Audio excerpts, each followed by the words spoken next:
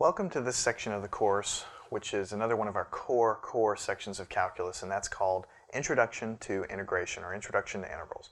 I told you some time ago that there were two main themes in calculus, really in all of calculus, and that's differentiation, which we've done all the way up until now, derivatives in other words, and the second one is called integration, or integrals, okay? They call it, in fact, differential and integral calculus, okay?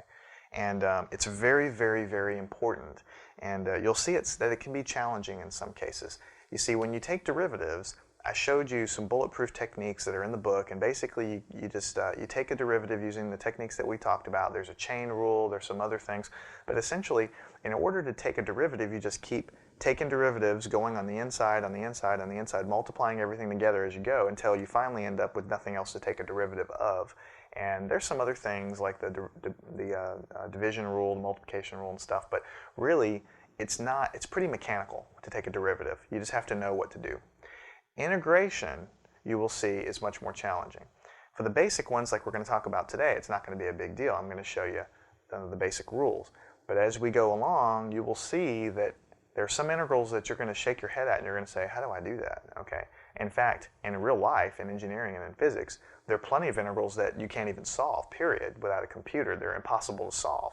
So here's when you start to get into math that really becomes challenging. I'm going to do my best to explain the basics to you, and so that you'll have a good foundation so that you can move along.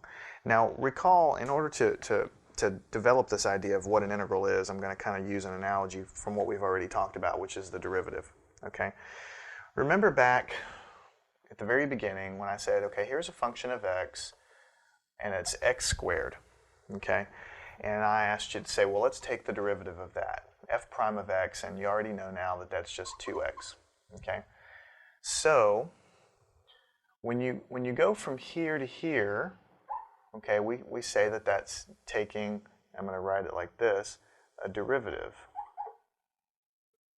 I'm going to write it right there, derivative, when you go from there to there. And that means that that's the slope of the line tangent to this curve at whatever point you're interested in. Now what if I give you the function 2x, and I ask you, what function of x would you need to arrive at such that if you take the derivative of it, you get this? In other words, how do you go backwards from here to here? That's really the question I'm asking.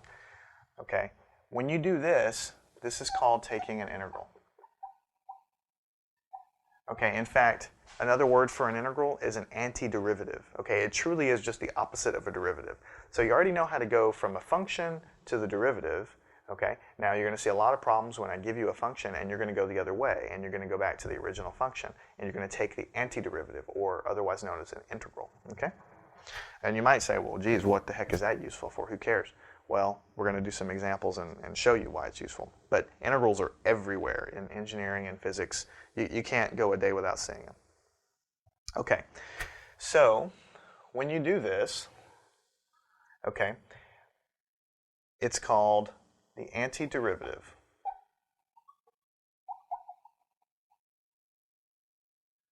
Or the integral.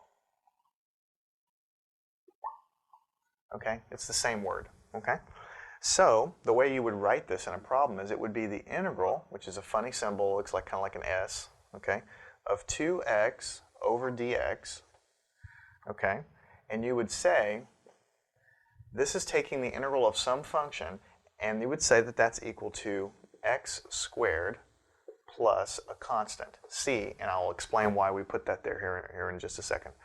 But what you have on the left is you have this funny symbol called an integral. You have something in the middle that you're taking the integral of. In this case, it's this function 2x, okay? And you're integrating over some differential variable. I know I'm using a lot of terms that don't mean anything right now, but basically it's called a differential variable dx. You know, before when we took dy with respect to dx, it's the same dx there. It's a very small value of x, is really what it means, okay? And so you're integrating this function with respect to x is really kind of what that means, okay? And when you do that, you arrive at basically at x squared plus a constant. We'll talk about it in a second. And in this case, you know the answer because I already told you that the derivative of x squared is 2x, and so going backwards is really easy because you already know the answer. I have not told you the mechanical means to actually calculate this. We're just doing it by means of an example. Now, why is this true? Okay, why is this true? Because if I take x squared and I take the derivative of it, what I get is 2x back.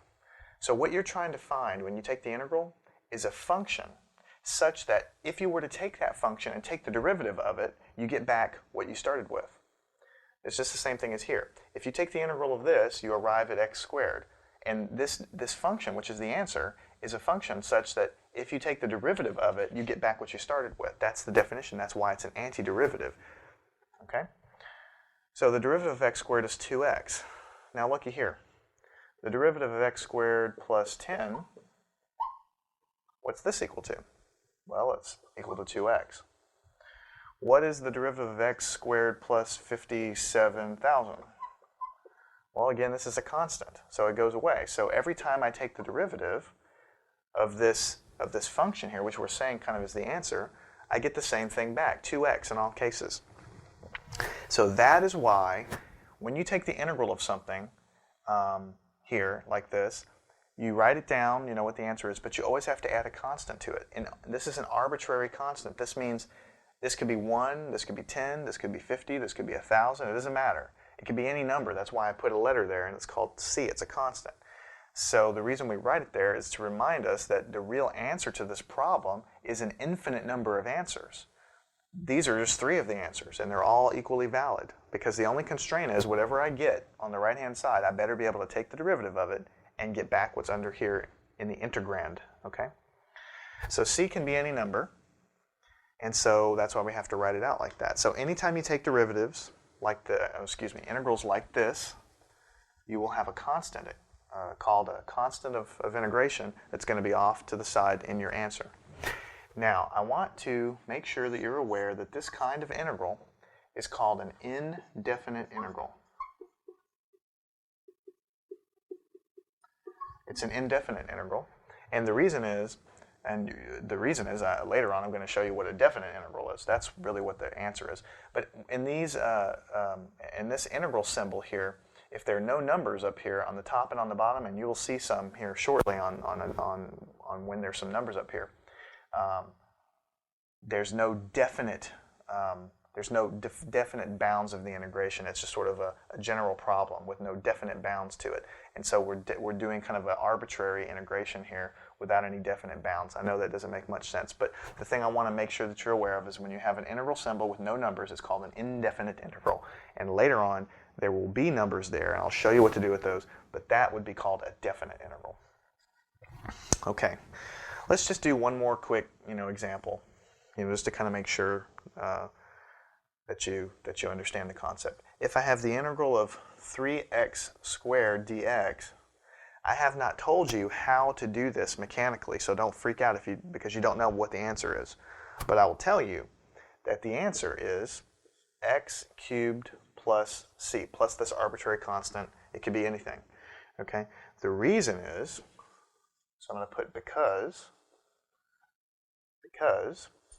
x cubed, when I take the derivative, gives me 3x squared, which is what I started with. Because x cubed plus 49, for instance, some arbitrary constant, again, it goes away when you take a derivative of it. So when I take the derivative, again, I get 3x squared.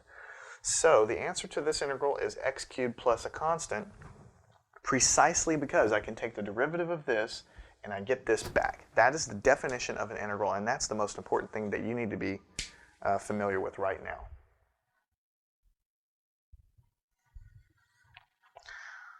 So what we're going to do at this point is I'm going to erase everything that we had up there, and I'm going to write some properties of integrals down, just like we did in the beginning when we wrote properties of derivatives down. I'm going to write those properties down, we're going to talk about them, and then we're going to go work a lot of problems. And as I've already told you, I personally feel that working problems is really the best way to do this kind of stuff. Okay? So let's write some problems. Let's write some properties down here on the board. Okay. in general, if you have the integral of x raised to the power of n, this could be x cubed, x to the fifth, x to the sixth, integrated over dx, the answer, this is the mechanical means I was telling you, this is the way in which you will take integrals, is 1 over n plus 1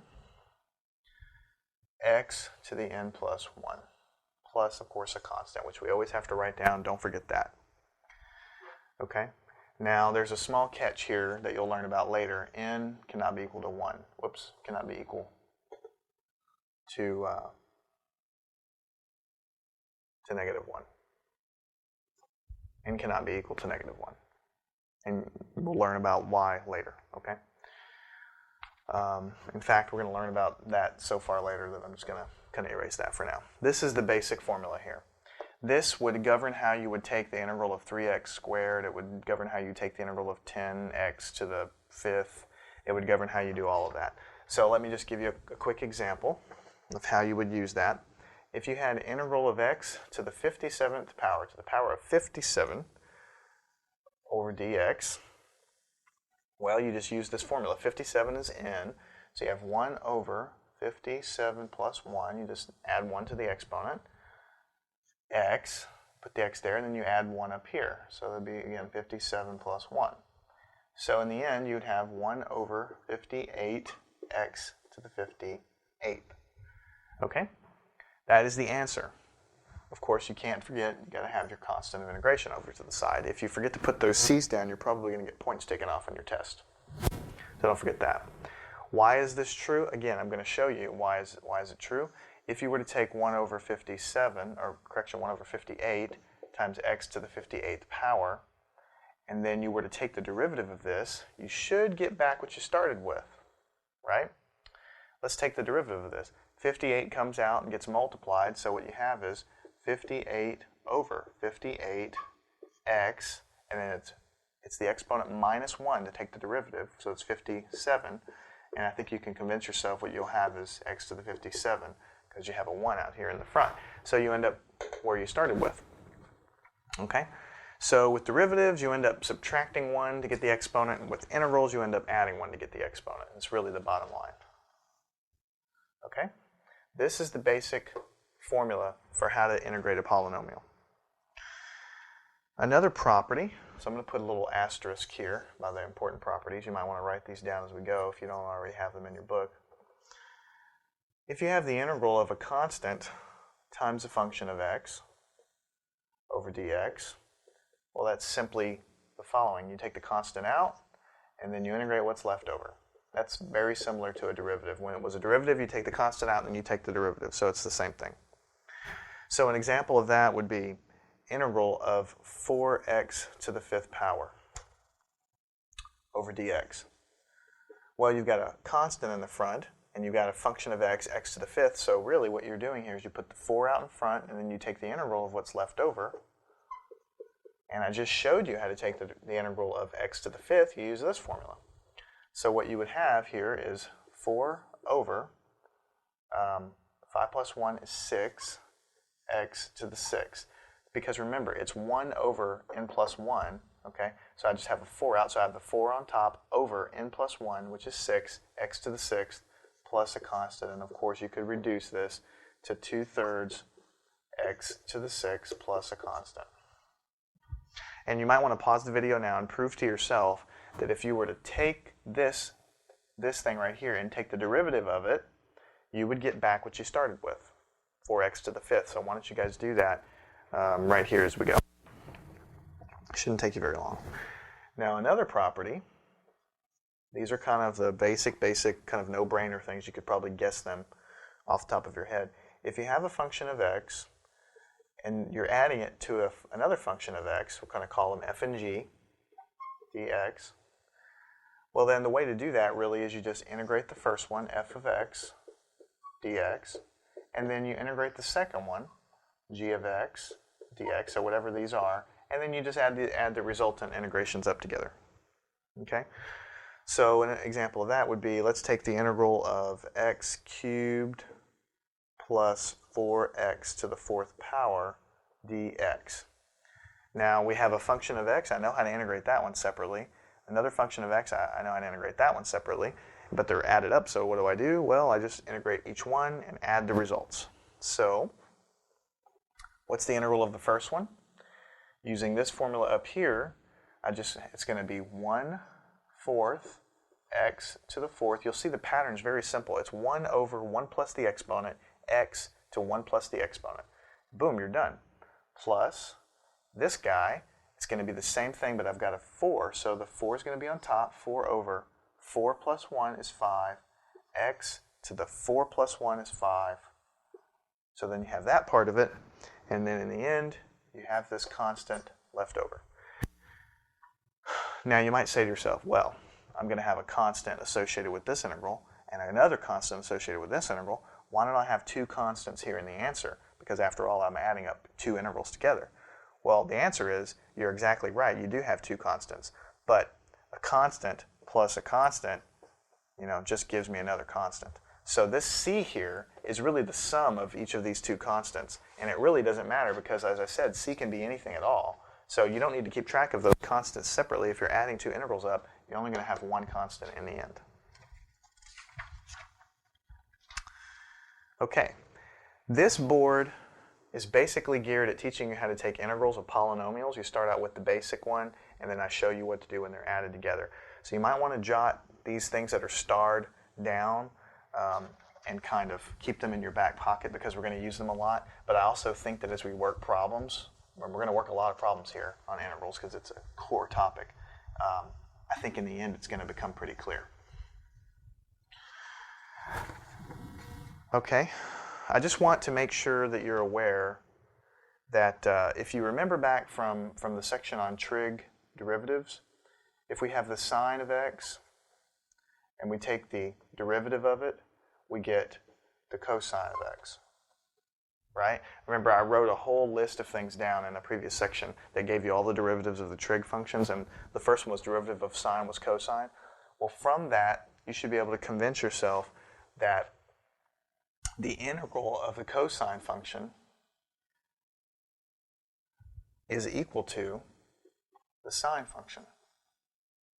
Because I take the integral of this, I should get back this. Right? And then you always have your plus constant out over here. So I'm going to go ahead and write down basically all of these. Cosine of x, you take the derivative, you get negative sine of x. And if you remember back, tangent, integral of tangent is secant squared of x. A derivative of cotangent is equal to negative cosecant squared of x. The derivative of secant is equal to tangent times secant. And cosecant, the derivative of cosecant is negative cosecant cotangent, right? So these are pretty much the trigonometric derivatives. All right, now what I'm going to do is go ahead and write down the integral of all of these functions, just so you have them for your own records. Now you can probably find this in any old calculus book, but I'm going to show you where they come from. If we want to integrate the sine of x over dx, what would that be equal to? Okay, well, here I know that the integral of negative sine would give me cosine, because remember the integral goes backwards. If I integrated negative sine, I would get a positive cosine, but here I'm trying to integrate a positive sine, so the answer is negative cosine of x plus a constant. Okay, if I integrate the cosine function, I already told you that integral of cosine gives me positive sine. So I'm just going to write that one down. The integral of secant squared of x, which is here, is just equal to tangent plus a constant. The integral of cosecant, you see I have if the integral of negative cosecant squared would give me positive cotangent, well, because I have this negative here, this is going to be a negative cotangent of x plus a constant. The integral of secant x times tangent x. Okay, and I forgot right here, you have to have dx. Secant tangent integral is going to give me secant of x plus a constant.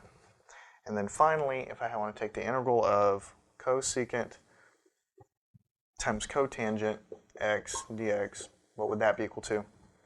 Well, if it were negative cosecant times cotangent I was integrating, I would get a positive here.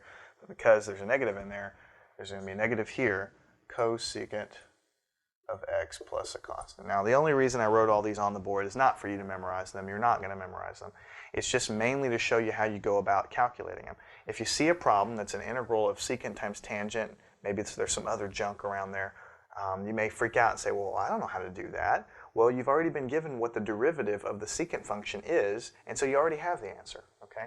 You can get all of these directly from your list of derivatives, which I've already given you. So you don't have to do too much thinking, but you need to know what you can derive if you need to on a test or on homework or whatever. So you can write these down if you like. They're probably in your book. I wanted to give you a list of trig integrals, okay, because I gave you a list of how to integrate polynomials.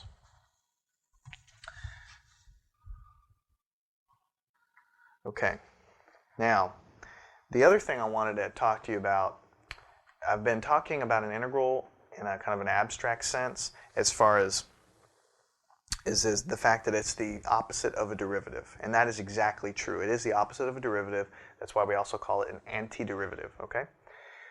But there's another meaning of an integral that's very important for you to understand, okay? Just like I gave you the meaning of a derivative was the slope of that line. You see, I didn't have to tell you any of that, but we did so that you would understand the point. Integrals have a meaning as well, and that's what I want to talk about next. Is kind of like the basic meaning of what an integral is. So I'm going to title this board, What Does an Integral Mean? Okay? In my layman's terms. I can tell you in words what it means, and you'll probably shrug your shoulders and say, well, okay, who cares? But eventually I'm going to go ahead and explain it to you. What does it mean? In words, it means it is the area under a curve.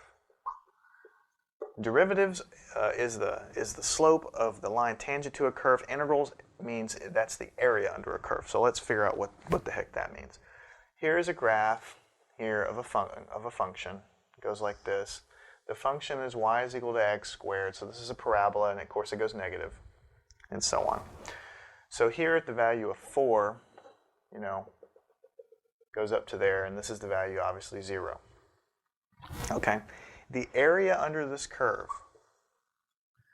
this area right here, the area, just like you would think area means, it is exactly like the area of a square or a rectangle. The actual area underneath this curve that would extend under this curve from 0 to 4 is defined by definition to be the integral of x squared dx. But somehow you have to indicate that you want to know the area only between these 2 points. So you put a number here, which means from 0, and a number here, which means 4. And this is what I was trying to tell you earlier. This is an example of a definite integral. Okay? So this is a definite integral. Okay? I'm going to put a reminder here for you. 0 to 4. Okay? It could be 10 to 100, it could be negative 3 to 5, it could be anything. But anytime you put numbers here, what you're asking is you want to define or bound this integral and only look at the area under that curve that you have here under the integral from certain 2 points. That's a definite integral. When you don't have any numbers here, it's an indefinite integral, and that's what we talked about earlier. Okay? Now, I haven't really given you the theorem that proves that this is the case, but I'm going to show you how to calculate this area under this curve, like in actual square centimeters or something like this. What you would do is you would integrate this just like you always do, and we showed you how to do that. It's 1/3 x to the 3rd power. This is the answer, okay? But then you have to draw yourself a vertical line to remind yourself that it's still being evaluated only from 0 to 4. There's no integral sign anymore because I've already done the integration. 1/3 x to the 3rd, that is the integral. But this vertical bar just reminds myself that I'm still evaluating this function that I've calculated from 0 to 4. Okay? To calculate the area, you take the number on the top and you plug it in. So you would have here 1/3 4 to the 3rd power minus, so what you have to do to finish this guy off is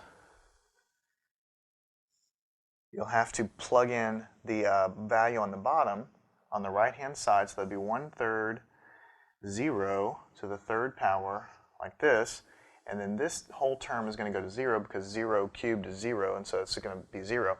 So in the end, what you would have is 4 cubed, which would be 64 over 3. And that would be the answer. That would be the actual answer in area units underneath the curve there. Now, I haven't explained why this works. I haven't explained much about it. But basically, what you have done is you have already learned the fundamental theorem of calculus, and it really is called the fundamental theorem of calculus. And with a name like that, you would think it's pretty darn important. What it means is the integral, when you go from a to b, so you have a definite integral defined from a to b of a function f of x integrated over the differential variable dx, would be equal to the antiderivative, big F, evaluated at the point b minus the antiderivative, big F, evaluated at the point a. This is how you'll see it written in your books. Big F just means take the integral of it. It's the integral of f of x. You evaluate it at the upper point b, and then you subtract the same function evaluated at the lower point a, which is exactly what we did here. We took the integral. This is big F in this case. We evaluate big F at the top point, which is 4. We subtract big F, which is this, evaluate at the lower point 0. You do this calculation, do the subtraction, you arrive at the answer, which is the evaluation of that integral over those points, which in layman's terms is the area under this curve. Now, briefly, I just want to give you kind of a song and dance a little bit more deeply about what integrals mean, because it will help you as you go later on down in your studies of higher math. Okay? What you are really doing with this integral here is what you're doing is you're slicing this function up into an infinite number of slices like this. So if I were to draw like another curve here, I'm going to do it in red. And let's say we're going to approximate this function. Okay? So this dotted line is the real function. But if I were going to approximate it, I could have like a triangle here, a rectangle here, and a rectangle here, and a rectangle here, and then a rectangle here, and so on. And I can have little rectangles all the way up to the top, or to as far as I want to go. If I wanted to calculate the area under the curve, well, I could just simply look at the area of all the individual little rectangles, and I know how to take the area of a rectangle, right? It's just the width, right? Which you could just call delta x, would be the width of that rectangle. I know the height of this rectangle, which is f of x, and then I can multiply those two things together, and I'll arrive at the area of this little column here. And then I can do it for this one, and for this one, and for this one, and so on. And I can add them all up, and I can put them under a summation symbol. Now, I'm not going to write the whole thing out in all of its glory, but basically you could sum all of these things up, and you would get an approximation of the integral. It wouldn't be the real deal, because when you look up here, look at all this area I missed here. I didn't get any of this here. I didn't get any of this over here, and so on in between the little columns. I didn't get any of that area, so it's not really perfect. But if you think about it, I could take the limit as delta x approaches 0. In other words, make delta x very, very, very, very, very, very small. So infinitesimally small that we don't even call it delta x anymore. We call it dx, okay? Which means a very, very small sliver of x. In that case, you would have a whole bunch of these columns. You would have an infinite number of columns because you make dx infinitely small, or delta x infinitely small, and then you add up all these things under the summation symbol, and then you would get a true representation of this area. Now when you do that, when you take the limit as delta x goes to 0 of this big fat sum of all of these little columns, this summation turns into an integral. So that is really the definition of an integral. It's the limit of an infinite number of sum of things, okay? In this case, they happen to be area, okay? And when you take that limit as delta x goes to 0, you get this integral. It's kind of the same thing as when we look at the slope of a function for the derivative, and we took the limit of the slope, and then we proved to ourselves that that became the derivative. Well, this is kind of the limit of an infinite sum of little rectangles, and they become an integral. So this is a fundamental theorem of calculus. You're going to use this all the time. Write it down, love it, know it, memorize it. It's not that hard. Geez, all it really says is you take the integral of the thing, and then you evaluate the integral at the endpoints and subtract them, and then you get the area under the curve.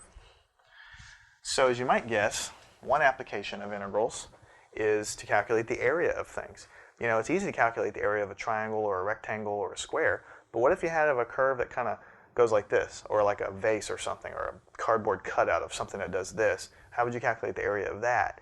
Certainly you don't know how to do that using the formula for the area of a triangle. Well, you could define the shape as a function, and then you could calculate the area of it using an integral. In fact, the area of a triangle, the area of a square, all that stuff can be derived and was derived using calculus.